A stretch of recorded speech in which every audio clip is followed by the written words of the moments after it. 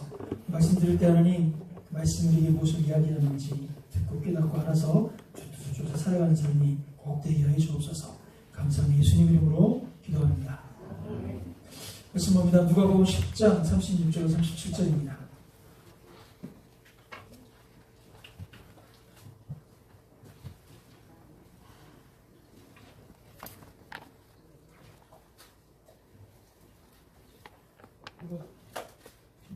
누가복음 10장 36절 37절 두 절 말씀만 함께 읽겠습니다.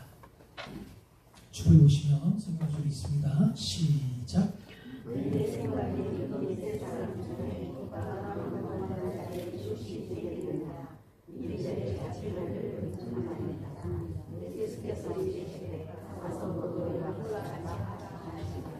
아멘. 아멘. 오늘 이웃에 대한 이야기를 좀 해보려고 합니다.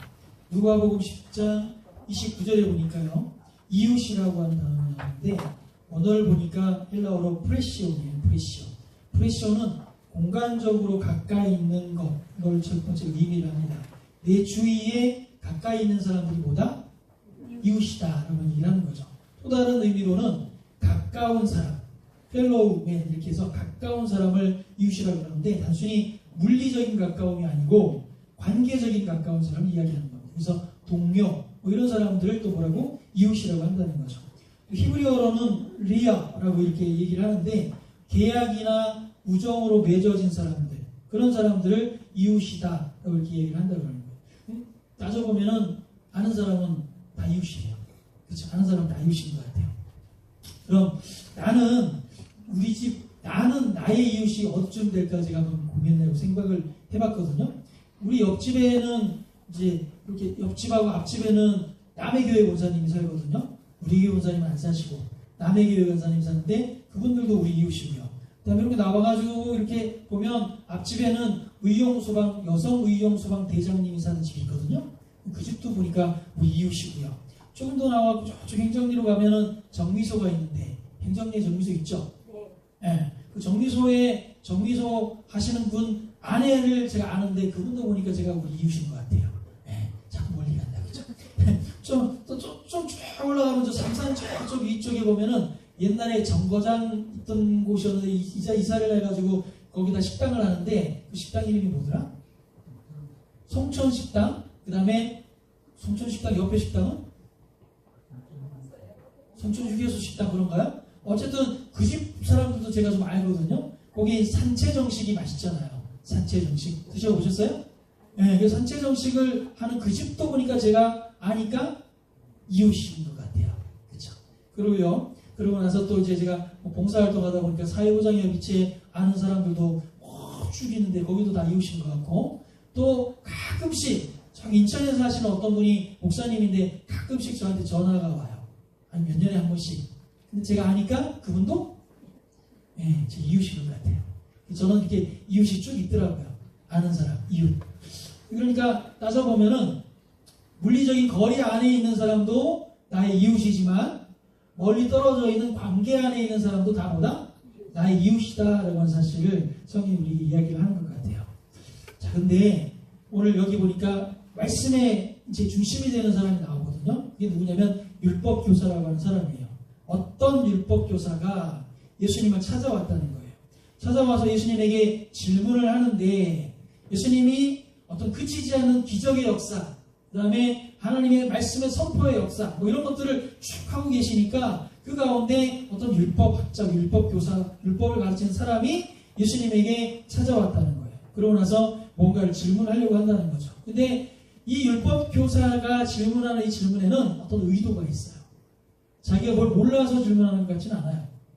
뭔가를 확인하려고 질문하는 것 같아요. 왜냐하면 거기에 이렇게 얘기하잖아요. 예수를 시험하여 이르되 이렇게 시작하거든요. 예수를 시험하기 위해서 이렇게 질문을 한다고 이렇게 얘기를 해요. 선생님, 내가 무엇을 하여야 영생을 얻을 수 있겠습니까? 라고 이렇게 질문을 해요. 앞쪽에 보면 나와요. 그 질문에는 이미 답이 있을까요? 없을까요? 내가 뭘 하면 영생을 얻을 수 있겠습니까? 율법을 가르치는 선생님이 와서 질문을 한다는 거죠. 그러면 답을 갖고 왔을까요? 안 갖고 왔을까요? 갖고 왔다는 거예요. 여기 시험을 하기 위해서 왔다는 걸 보면 예수님이 뭐라고 대답을 하는가 안 하는가를 보기 위해서 그가 질문을 하고 있다라고 하는 것을 알 수가 있는 거죠. 나는 율법을 열심히 가르치는 선생님인데 그 중에 예언된 메시아가 나타났다는 소문을 들었다는 거예요.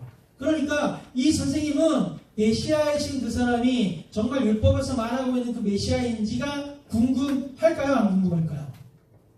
궁금할 거 아니에요. 저도 궁금하거든요. 저는 말씀을 전하는 목사인데 어디에 예수님이 진짜 오셨다더라 라고 하는 소리를 들으면 제가 갈까요? 안 갈까요? 생긴 건 일도 간다고요. 열심히 갈 거예요. 왜? 그분이 진짜인지 아닌지 확인을 해야 될 거 아니에요. 그분이 진짜 맞다라고 그러면 나는 어떻게 해야 돼요? 할렐루야지 뭐. 더 이상 이제 일 마치고 그냥 천국 갈 일만 남았으니까 얼마나 할렐루야겠어요. 그죠? 근데 그분이 그 사람이 가짜다 그러면 어떻게 되겠어요? 이런 가짜리 그러면서 성도들한테 그 사람 가짜야 라고 알려야 될 거 아니에요. 그러니까 궁금할 거 아니에요. 그러니까 이 율법학자도 그런 면에서 예수를 시험하기 위해서 예수님을 찾아갔다라고 하는 거예요. 그러고 나서 자기가 어떤 질문을 하는데 그 질문에 답을 가지고 왔다는 거죠. 그렇죠. 예수님이 맞게 대답하나 틀리게 대답하나 보려고 질문의 답을 가지고 와서 예수님께 묻는 거예요. 어떻게 하면 영생을 얻을 수 있겠습니까? 라고 물어요. 여러분 어떻게 하면 영생을 얻을 수 있습니까?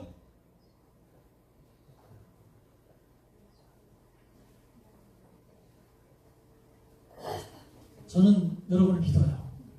알지만 이 설교자리에서 어떻게 그렇게 말을 할 수 있겠냐 이런 마음을 가지고 아마 대답을 안 하는 거라고 믿고 싶어요. 고민을 좀 해봐야 돼요. 그죠? 어떻게 하면 영생을 얻을 수 있느냐 라고 하는 고민을 우리가 좀 해야 돼요. 그리고 답이 무엇인가 또 우리 가지고 있어야 돼요. 그죠? 어쨌든 어떻게 해야 영생을 얻을 수 있습니까? 이런 질문을 한 거예요. 영생이라고 하는 단어는 헬라어 원어에 보면 단순히 영원한 삶을 얻는다 라고 하는 것보다 좀 더 구체적인 그런 어떤 의미가 거기에 담겨져 있어요. 이것은 구원받은 사람이 단지 구원받은 것으로 만족한다 라고 그런 의미가 아니고요. 구원받았기 때문에 영생을 얻었기 때문에 그에 상응하는 삶을 함께 산다라고 하는 의미가 있어요. 그래서 유일하신 하나님, 그 다음에 그의 아들을 알고 그와 깊은 교제를 누리면서 사는 삶, 그런 삶을 천국을 얻은 자다운 삶, 그런 삶을 지금부터 살아가고 있다라고 하는 게 영생이라고 하는데 거기에 그런 의미가 다 담겨져 있다는 거예요. 그러니까 구원받았다, 영생을 얻었다라고 하면 하나님과 함께 지금 함께 쭉 그날까지 살고 있다라고 하는 의미가 있다는 거예요. 아멘? 아멘. 그렇죠. 다시 말해서 영생은 단순히 구원받은 것이 끝이다 이게 아니라 영생을 얻었으니까 구원받았으니까 하나님의 백성답게 하나님의 다스림을 받으면서 하나님의 기쁨이 되는 삶을 하나님과 함께 소통하면서 그렇게 내가 산다라고 하는 거예요. 그렇잖아요. 우리 아버지가 누가 되셨어요? 하나님이 되셨다는 거예요. 하나님이 우리를 양자로 삼으셨다는 거죠. 그러니까 하나님 아버지 가문에 내가 들어갔다는 거잖아요. 그러면 하나님 아버지 가문에 합당한 삶을 살아가는 게 즐거움이고 기쁨인 거죠. 할렐루야? 아멘. 그렇습니다. 그래서 어쨌든 그런 질문하는데 율법교사는 어떻게 하나님과 교제하고 하나님 기뻐하시는 삶을 살아내는 영생 얻은 자다운 삶을 살 수가 있겠습니까? 라고 묻는 거예요. 예. 어떻게 하면 영생을 얻을 수 있습니까? 라고 하는 질문은 어떻게 하면 영생 얻은 자다운 삶을 살 수 있겠습니까? 라고 질문하는 거라고요. 다시 한번 확인하지만 율법교사는 이 질문에 답을 갖고 있어요? 가지고 있지 않아요? 가지고 있다라고 하는 거죠. 그래서 율법교사의 질문은 예수님을 시험하기 위함이니까. 자, 그래서 예수님이 대답해줘요. 예수님이 뭐라고 대답합니까? 율법에 무엇이라고 기록되어 있고 내가 어떻게 그것을 마음으로 받아들였느냐라고 다시 물어요. 이 참 예수님이 이런 그 대화를 많이 하시거든요. 누가 예수님한테 묻잖아요. 예수님이 다시 물어요. 재질문을 하는 거죠. 그래서 이제 네가 뭘 생각하고 있냐, 그것이 무엇이냐라고 이렇게 확인하는 걸 해요. 사람은 사실 누구나 자기가 가진 답을 정해놓고 있기가 쉽거든요. 네? 그렇잖아요. 그래서 질문의 대부분은 자신이 잘하고 있는지를 확인받고 싶어 할 때가 많거든요. 나 정말 어려운데 어떻게 하면 좋을까 이렇게 물을 때도요, 사실은 내가 어떻게 하는 게 제일 좋다라고 하면서 알고 있는 경우가 많아요. 그런데 어떻게 하고 싶은 거예요? 내가 그렇게 해도 되는지 안 되는지 확인받고 싶을 때 질문을 하는 경우가 많이 있거든요. 근데 지금 이 사람이 그런 질문을 하고 있다라고 하는 거예요. 질문의 당사자로서 너는 예수님이 대답하는 거죠. 너는 질문의 당사자인데 너는 그 질문하는 너는 그 말씀을 너의 삶에 어떻게 받아들이고 있느냐라고 예수님이 되묻는 거예요. 말씀을 읽는 방법이 참 여러 가지가 있잖아요. 그죠? 여러 가지가 있는데 그 중에 하나가 있는데 그게 뭐냐면 인칭을 바꾸는 거예요. 거기에 너는 어떻게 할지니라 그러면 거기에 너에다가 나를 넣는 거예요. 그래서 나는 어떻게 해야 되겠구나 라고 읽는 거죠. 예를 들면 너는 뭐 항상 기뻐해라 이렇게 너는 항상 기뻐해라 이렇게 했다고 치면은 거기 너는에다가 누굴 넣어요? 나. 그 한번 넣어서 한번 읽어볼까요? 나는 항상 기뻐해야 된다. 거기다 이제 이름을 넣어보세요. 시작. 이 이름이 나는은 아니잖아요. 이름을 넣어가지고. 자, 이름을 넣어 자기 이름을 넣어보고 시작. 네, 그렇게 읽는 거예요. 그렇게 성경을 읽으면은요, 성경이 내 마음에 확 와닿더라고요. 제가 한번 읽어볼 테니까 한번 들어보세요. 시편 23편이에요. 여보세요. 여호와여, 형태는 좀 모자래요. 형태가 부족한 게 한 개도 근데 없지 않소? 이제까지 막하 주님께 얼마 부족한 게 뭐 있겠소? 달구 어여워요. 부이요. 그 부이요 나를 버덩이에 눕히지를 않나 거름가로 내리고 댕김이 이지가지 주지를 않나 날구장창 데리고 댕겨요. 형태의 영혼을 소생시키니까네 형태가 다시 살아났지 않소? 의의 길로 내리고 댕기니까네 이제 아재야 형태는 아주 편하다니까네 사망의 시꺼먼 멍아지 같은 언항으로 뺑창으로 진실로 뛰당겨도 형태는 겁이 안 난다잉. 왜냐하면 그부의 내하고 같이 댕기고 내가 잘못 가면 짝대기 가지고 막 세레 때릴까니 주께서 원수 같은 놈들 앞에서 형태에게 상도 주고 참지름도 머리에 발라주고 하니까니 곡부가 달고 어렵게 막 넘치지 않소? 형태 평생의 선하심과 인자하심이 형태를 따라다니니까네 형태가요 그분에게 날구장창 같이 살 거래요. 얼마나 좋소? 시편 23편. 여호와는 나의 목자시니 내게 부족함이 없으리로다. 이걸 이제 강원도 사투리로 제가 한번 읽어본 거예요. 거기다 자기 이름을 넣어서 형태는 여호와는 나의 목자시니 형태는 부족함이 없으리로다. 근데 강원도 사람한테는 강원도 말로 해주는 거예요. 그러면 강원도 사람이 그 말을 들으면 재미도 있고 그쵸? 그리고 또 어떻게 해요? 자기 마음에 쉽게 와닿는다는 거예요. 말씀을 읽을 때는 그렇게 읽어야 된다는 거죠. 그 말씀이 내 마음속에 나에게 나의 말씀으로 와닿을 수 있도록 읽어야 된다는 거죠. 그런데 이제 예수님께서 그 말씀을 이 율법교사에게 묻고 있는 거예요. 야 율법교사 너 그 말씀을 네가 묻고 있는데 말씀이 뭐라고 그러대? 그렇고 너는 그 말씀대로 잘 살고 있냐? 라고 이렇게 물어보고 있는 거라고요. 그러니까 율법교사가 27절 말씀 누가복음 10장 27절입니다. 한번 읽어볼까요? 누가복음 10장 27절 시작.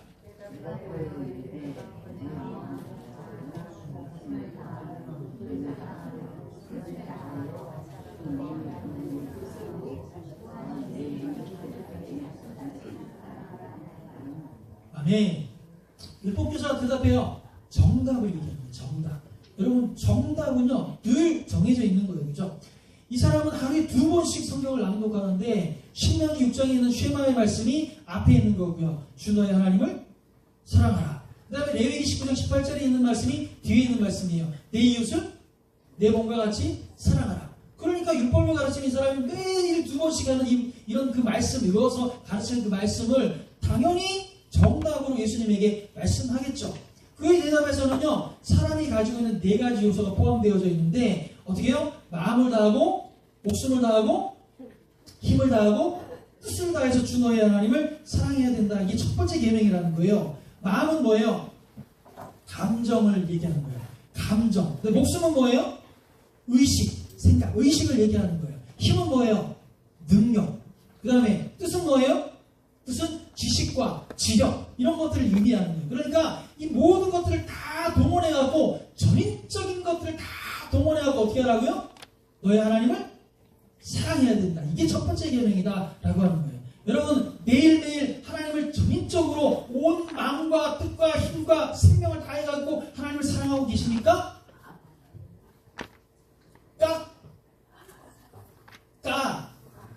아멘? 정답이잖아요. 정답. 그죠?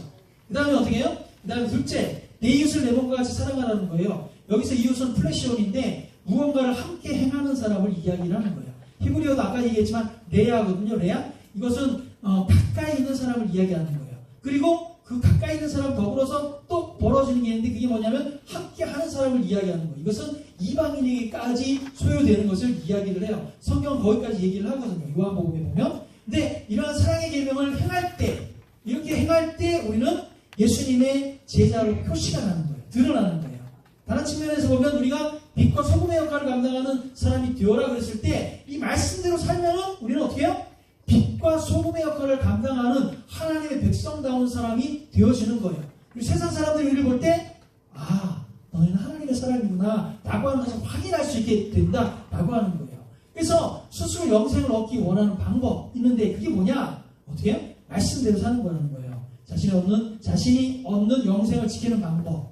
이 이야기를 이제 정답을 율법교사가 예수님에게 하고 있는 거죠. 말씀해 보니까요, 이렇게 하는 게 맞대요. 이렇게 얘기하고 있어요.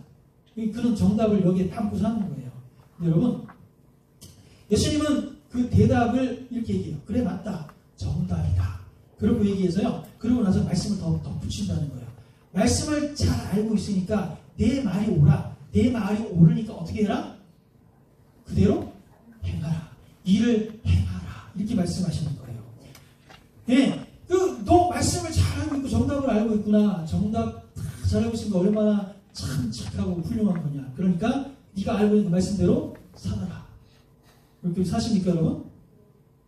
당연히 하나님의 사람으로 그렇게 살면 드러날 거예요. 그죠? 그렇게 살아야 되는데 이 말씀을 듣는데 제가 이런 생각이 드는 거예요. 그는 정말 그 말씀대로 살고 있었을까? 이 율법교사는 그 말씀대로 살고 있었을까? 자기가 이해하고 아멘! 하나님 앞에 당당히 얘기하고 그 다음에 사람들에게 하나님의 말씀이 이런 거예요. 아셨죠? 라고 가르치는 그 말씀대로 그대로 실천하면서 살고 있었을까? 예수님의 이 말씀을 들을 때 그는 부끄러웠을까? 안 부끄러웠을까? 이런 생각이 들더라고요. 여러분 어떻게 하나님이 주신 말씀, 정답으로 갖고 있는 그 말씀대로 잘 살고 계십니까? 조금 부끄럽습니까? 오늘은 아멘이 시원치 않네. 어쨌든요. 두 번째 대화를 시작하는 겁니다. 이 율법교사와 예수님이 두 번째 대화를 시작합니다. 율법교사가 이렇게 물어요. 이제 두 번째로 질문의 의도가 있어요. 율법교사가 자기 딴에는 그 정답을 얘기했으니까 예수님이 그렇게 살아라라고 말씀하시는 것들에 대해서 개의치 않고 자기의 의의를 드러내려고 이렇게 얘기를 해요. 여기 성경에 보니 그렇게 얘기하잖아요. 그 사람이 자기를 옳게 보이려고 그래서 질문을 한다는 거예요. 그렇죠?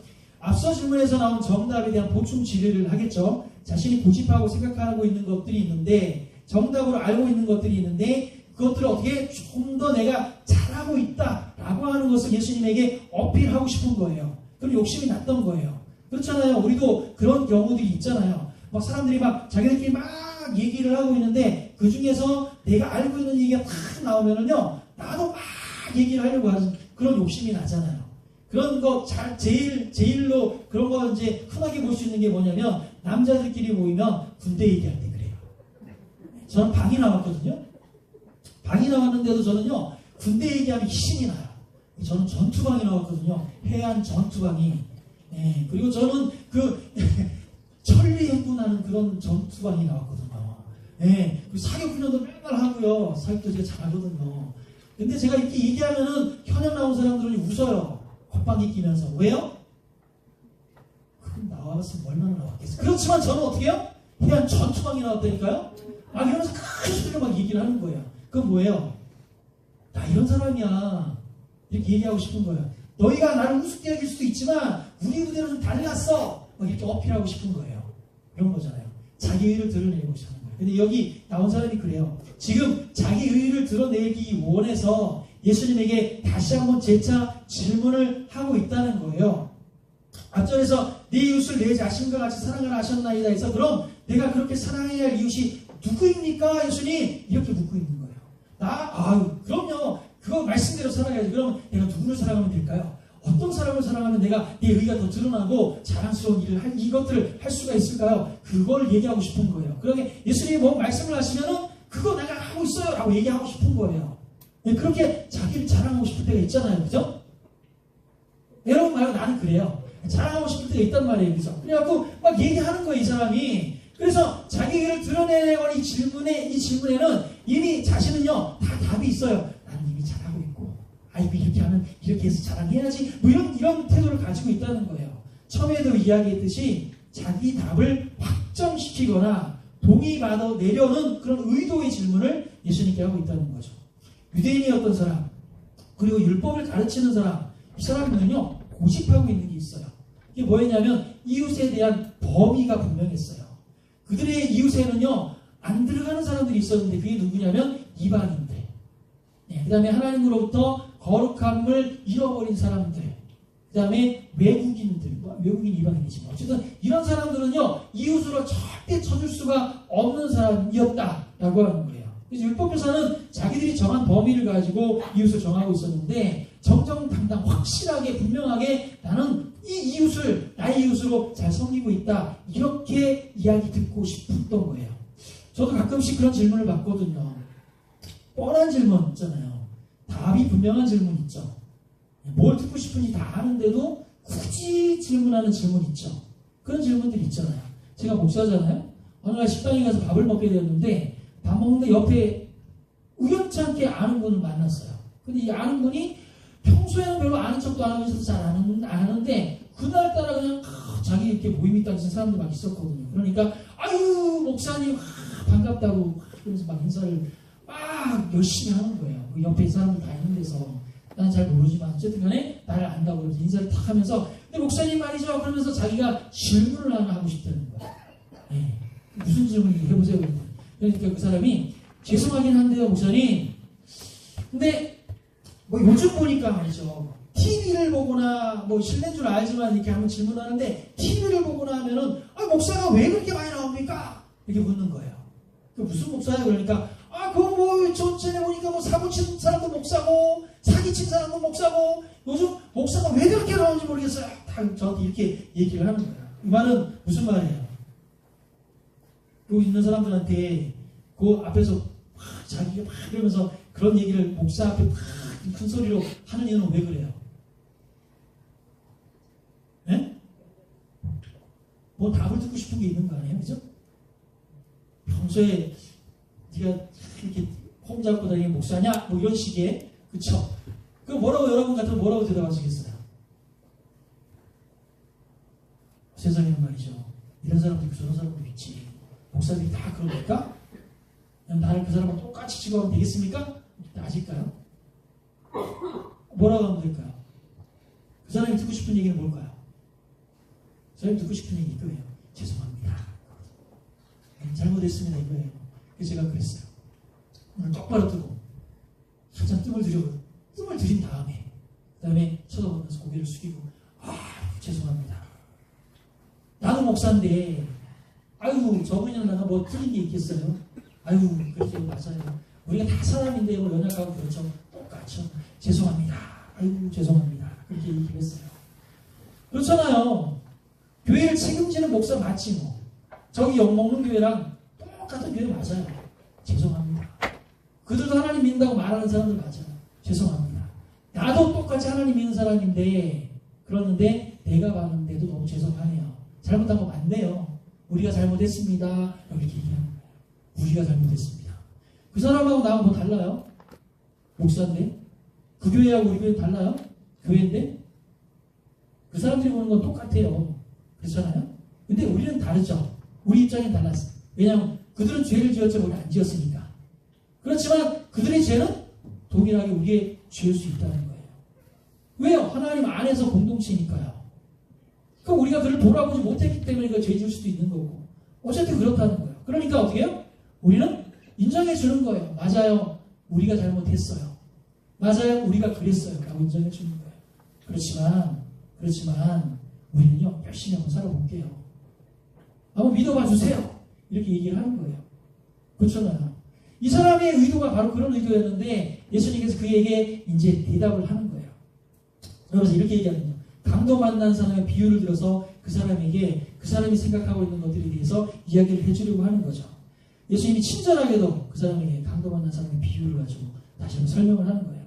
참 예수님은 참 뭐랄까요, 인내심이 크신 하나님이시니까 인내심이 참 큰 것 같아요. 사람 같은 잘 안 되는데 의도를 아시면서도 성질을 내지 않고 오히려 그가 이해할 수 있는 언어로 쉽게 설명을 해주고 있다는 거예요.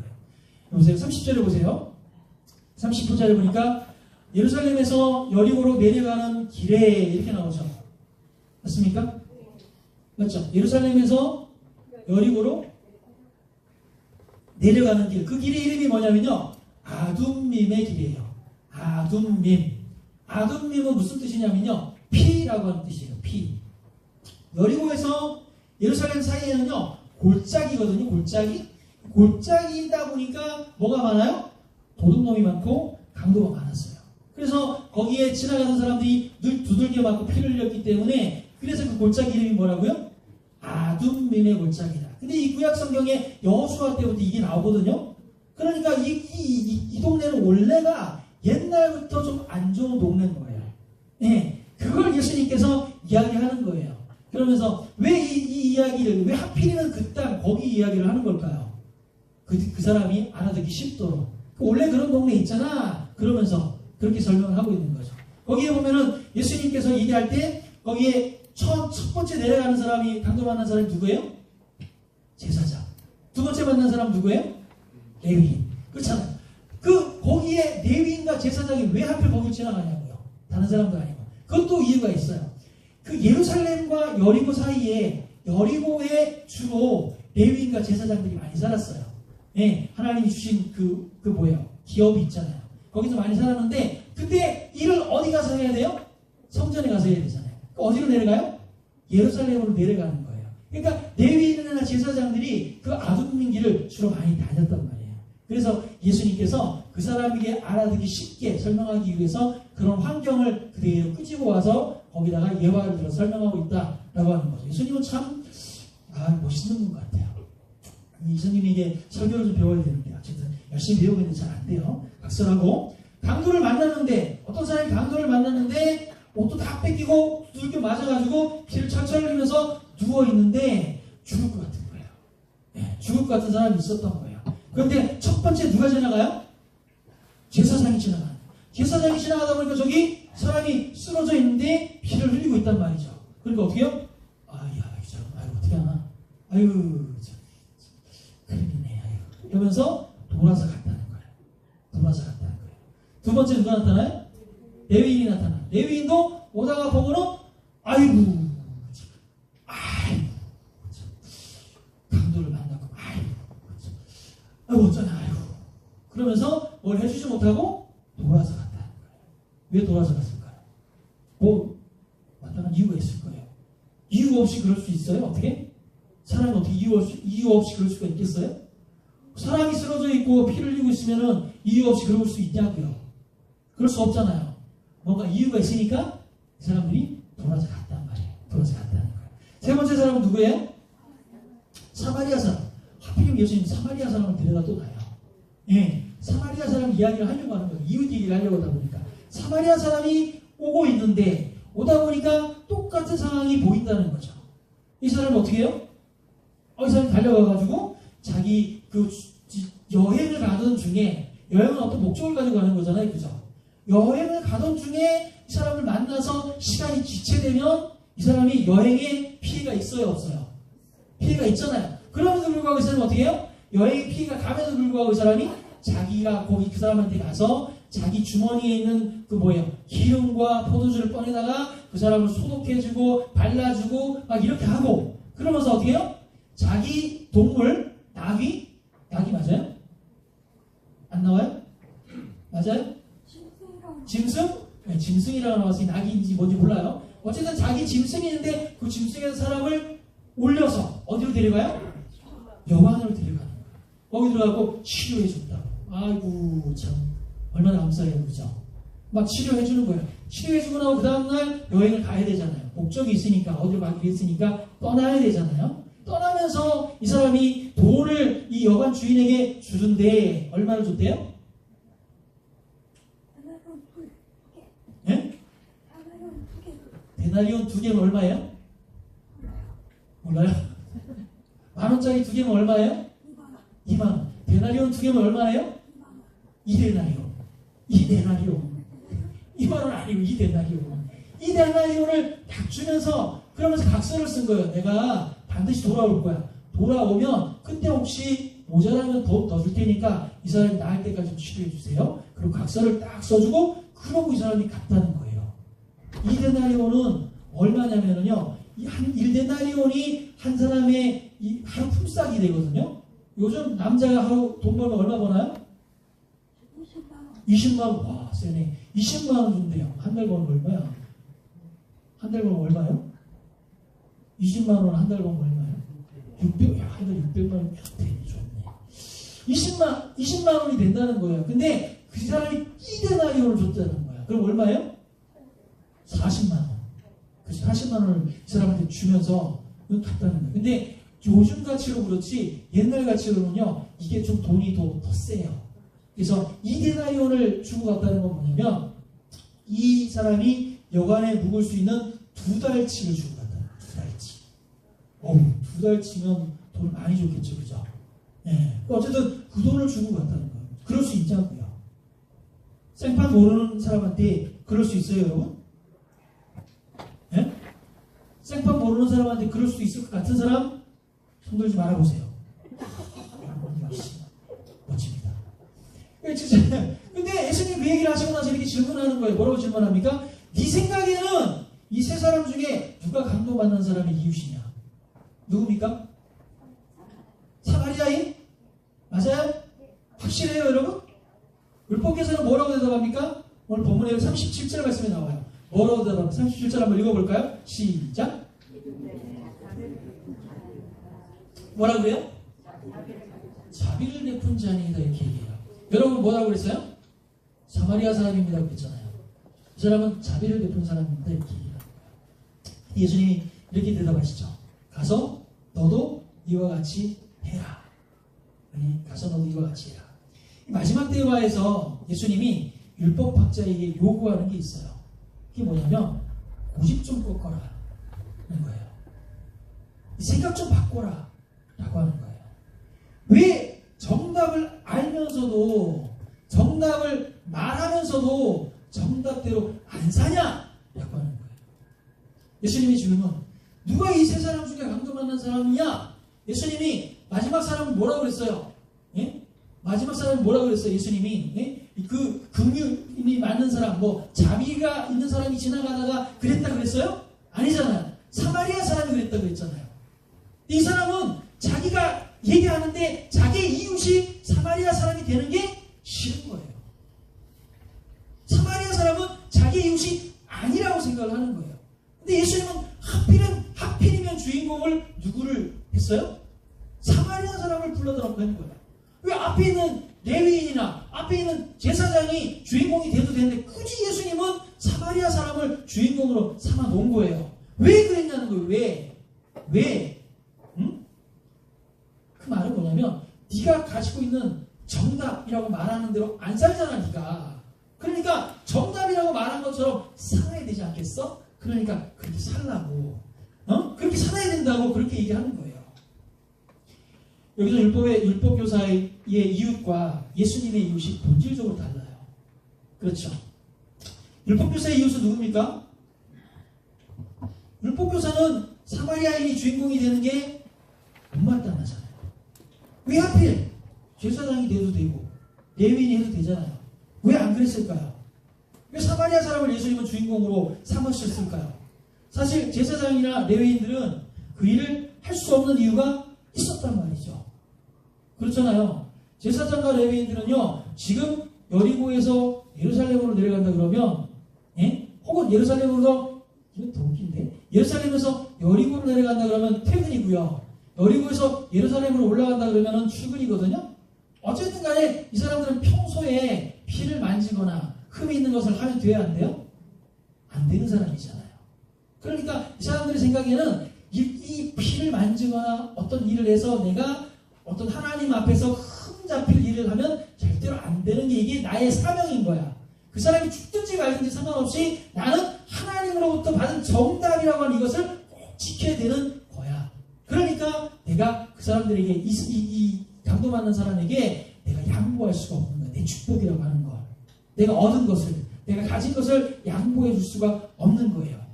근데 한번 이게 흠이 있다고 그래갖고 그 사람이 흠이 평생 갑니까? 아니에요. 흠이 있으면 회개하고 씻고 정결하게 만들면 다시 정상으로 돌아오는 거예요. 그런데 그 귀찮은 일을 하기가 싫은 거예요. 이 사람들이 예루살렘에서 여리고로 갔대요? 여리고에서 예루살렘으로 갔대요? 예루살렘에서 여리고로 갔대요. 퇴근 시간이에요. 출근 시간이면 더 안 되겠지만 퇴근 시간이면 해도 되잖아요. 그런데도 그게 안 되는 거야. 그 사람들이 사고해. 그 사람들의 정답에는 그게 안 되는 거예요. 그러니까 이 사람들에게는 이유가 있는 거예요. 이유가 있는 거예요. 그렇잖아요. 그런데 여러분, 자기가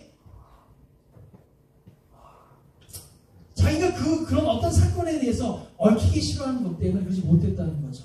근데 오늘 율법 교사의 고민도 똑같다는 거예요. 사마리아인을 나의 이웃으로 부를 수가 없대. 예, 저 사람들은 안 돼요. 예수님이 하필이면 그 사람을 주인공으로 삼으셨어요. 이러고 있는 거예요. 율법 교사의 정답은 뭐예요? 사마리아 사람이죠. 그런데 자비를 베푼 자니이다.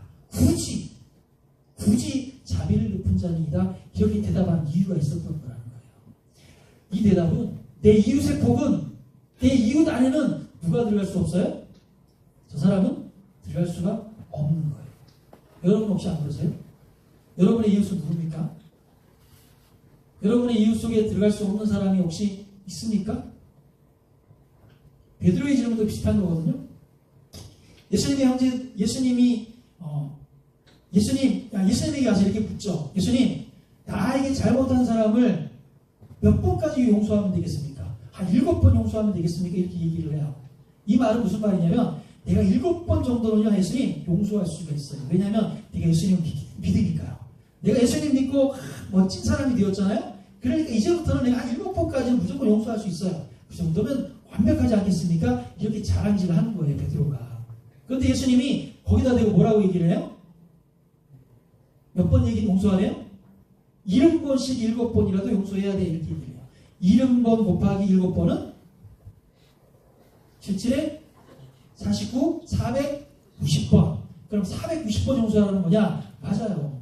490번 용서하면요, 그 정도 용서하면 뭐든지 용서가 다 돼요.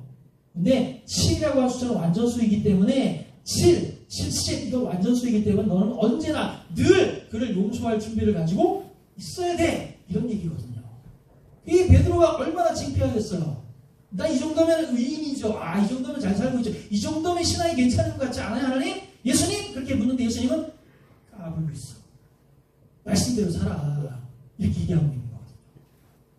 이 오늘 율법교사에게도 똑같은 얘기를 하고 있는 거예요. 율법교사는 자기 이웃을 어떻게 받아들이냐면 관념적인 이웃으로 받아들이는 거예요. 내 생각에는 여기까지가 내 이웃이야. 내 생각에는 나한테 잘하는 사람만 내 이웃이야. 내 생각에는 나를 웃겨주고 나에게 주기도 하고 이렇게 이야기도 해주고 이런 사람, 그런 사람이 내 이웃이야. 여기까지가 내 이웃이야 라고 하는 정답을 가지고 있는 거예요. 교과서에서 지식을 쌓고 공부하듯이 말씀을 막 주입시켜 놓은 거예요. 그래서 주입된 대로 정답이라고 하는 것을 늘 적어놓고 외워갖고 사는 거예요. 그러다가 말씀이 뭐라 그래? 그러면 정답, 이게 정답입니다 라고 얘기를 해요. 그래서 늘 어떻게? 100점 맞아요. 그래서 100점 맞으니까 어떻게 사람들이 보기에는 신앙생활 잘하네. 말씀대로 잘 사네. 그렇게 늘 생각해요. 근데 예수님 보시기에는 안 그렇다는 거예요. 아니라는 거예요. 그러면 예수님께서 뭐라고 얘기하십니까? 분명하게 그에게 얘기하는 게 있어요. 37절 마지막에 간단하게 명확하게 얘기해요. 가서 너도 이와 같이 하라. 이게 이끌리는 방법이다 라고 얘기를 하는 거예요. 28절에는 똑같은 얘기를 해요. 28절 뭐라고 얘기합니까? 내 대답이 옳도다. 이를 행하라. 그러면 살리라. 똑같잖아요. 그렇잖아요. 말씀을 잘 알고 있으니까 너는 말씀을 누구보다도 잘 알고 100점짜리 정답을 갖고 있으니까 알았으니까 어떻게 하면 돼? 이제는 말씀대로 실천하면 돼. 그렇게 살아. 예수님이 이 말씀이 결코 어려운 말씀이 아니잖아요. 그런데 정답을 정해놓고 있는 율법교사에게는 상당히 어려운 문제가 그때 발생을 하는 거예요. 꼭 내가 싫어하는 저 사마리아 사람을 뭐로 받아들여요? 나의 이웃으로 받아들이라고요? 내가 싫어하는 저 원수 같은 사람을 내가 가서 사랑해 주라고요? 나의 이웃을 받아들여야 된다고요? 이게 싫은 거예요. 자기가 싫어하는 사마리아 사람들을 받아들이는 게 문제가 되는 거예요. 자기가 인정하고 싶지 않은 이방인들을 이웃으로 받아들이는 이것이 그리고 제 몸과 같이 그 사람들을 사랑해야 된다고 하는 이것이 그때부터 문제가 되는 거예요. 정답을 알고 있는 건 문제가 안 되는데 정답대로 살려고 하니까 문제가 시작되더라 라고 하는 거예요. 여러분, 정답을 알고 있는 게 잘 사는 겁니까? 정답대로 사는 게 잘 사는 겁니까? 맞습니까? 그럼 다시 한번 질문해 봅니다. 누가 나의 이웃이 될 수 있습니까? 아니, 나는 누구에게 이웃이 되어줄 수 있습니까? 어디까지가 내 이웃입니까? 안 되는 사람은 누굽니까? 예수님의 대답은 분명해요. 내 상황에 따라서 이웃을 만들지 말아라. 내가 가진 조건으로 이웃을 만들려고 하지 말아라. 기브 앤 테이크. 기본적인 어떤 인간 관계만 가지고 이웃을 만들려고 하지 말아라. 강도 만난 전혀 모르는 그 사람은 나에게 뭘 줄 수 있는 사람이 아니잖아요. 예? 아무것도 줄 수 없고 전혀 관계가 없었고 아무런 가치도 오가지 않는 사람이잖아요. 그런데 내가 그의 모습에서 하나님께서 도울 마음을 주셨다는 거예요. 불쌍한 마음을 주셨다는 거예요. 긍휼한 마음을 주셨다는 거예요. 내가 그의 모습을 보면서 안타까운 마음이 느껴지기 시작했다는 거예요. 그게 하나님이 나에게 주신 마음이라는 거예요. 그럼 이미 나는 그의 이웃이 될 준비가 되었다는 거예요. 하나님의 마음을 가졌으니까. 하나님께서 나에게 주신 기회인 거예요. 이제 난 뭐 하면 되는 거예요? 실행하면 되는 거예요. 그것을 선택하고 실행하면 되는 거예요. 내 옷이 더러워지고 내가 직장을 가기 위해서 옷을 갈아입어야 하는 사태가 온다고 할지라도 그 일을 실행할 수가 있는 거예요. 직장 상사로부터 너 왜 늦었어? 너 왜 지각했어? 너 왜 결석했어? 이런 야단을 맞는다고 할지라도 그 일이 지금 내가 하나님이 주신 이웃을 위한 일이라고 하면 지금 하는 것이 맞다라고 하는 거예요. 상황에 따라서 내 이웃을 내 마음대로 정하려고 하지 말라는 거예요. 아닙니까? 예수님께서 요구하시는 이웃은 어떻게 가능합니까? 이웃에 대해서 나의 경계를 허물어야 돼요. 요만큼이 내 이웃이야 라고 정해놓은 그 벽을 허물어야 된다는 거예요. 지금까지 살아오면서 가졌던 나의 이웃에 대한 경계를 깨뜨려야 된다는 거예요. 나를 만족시키는 사람이 내 이웃이다 이렇게 생각했던 걸 버려야 된다는 거예요. 이웃에 대한 목표를 내가 무엇을 줄 수 있는 사람으로 바꿀 때 예수님이 말씀하신 이것이 가능하다는 거예요. 그래서 예수님이 말씀하신 이웃이 되기 위해서는 나의 삶, 나의 목표에다가 하나님이 보여주시는 기회를 더하면 그러면 그는 나의 이웃이 된다라고 하는 거죠. 목적을 가진 여행을 하던 이 사마리아 사람이 강도를 만난 하나님이 주신 기회를 이웃으로 삼는 과정으로 가졌던 것처럼 그는 강도 만난 추구하던 사람을 참 이웃으로 만들었던 것처럼 우리도 그게 가능하다는 거예요. 무슨 말입니까? 그는 아무에게도 도움받지 못하고 소외되고 있던 사람이었잖아요. 그랬는데 그는 이웃을 갖게 돼 있어요. 뭐 때문에? 누군가 내게 다가와서 나를 도와줬기 때문에. 그렇잖아요. 근데 이 도와줬던 사람도 자기가 그를 도울 수 있었기 때문에 그에게 이웃이 되었잖아요. 우리는 여기서 이제 생각을 해보는 거죠. 나는 누구를 어떻게 이웃으로 만들 것인가? 하나님은 나에게 누구를 이웃으로 삼으라고 하고 계시는가? 라고 하는 거죠. 그렇잖아요. 누구나 할 수 있는 일인데 누구나 안 했잖아요. 제사장이나 레위인도 할 수 있는 일인데 안 했잖아요. 사마리아 사람은 그 누구나 할 수 있는 그 일을 했잖아요. 그렇잖아요. 그게 뭐예요? 하나님 내 안에 있었기 때문에 하나님 내 중심에 있었기 때문에 하나님 우선이었기 때문에 그 일을 했다라고 하는 걸 예수님께서 이 비유를 통해서 우리에게 얘기하려고 있는 거예요. 특별히 율법교사에게 있어서 사마리아인에 대한 도전은요, 자신이 생각한 이웃의 개념이 얼마나 좁쌀 같은 생각인지를 알게 만드는 거예요. 평생 믿어온 자신의 가진 하나님에 대한 지식과 생각이 얼마나 좁쌀 같은 믿음이었는지를 보여주고 있는 거예요. 그럼 우리의 믿음은 어떻습니까, 여러분? 우리 모두 예수님이 우리에게 가르쳐 주시는 누군가에게 이웃이 되는 삶, 내가 가는 삶, 내가 삶는 삶, 그런 삶을 여러분이 살아내시길 예수님 여러분 축복합니다. 기도하겠습니다. 들은 말씀 생각하면서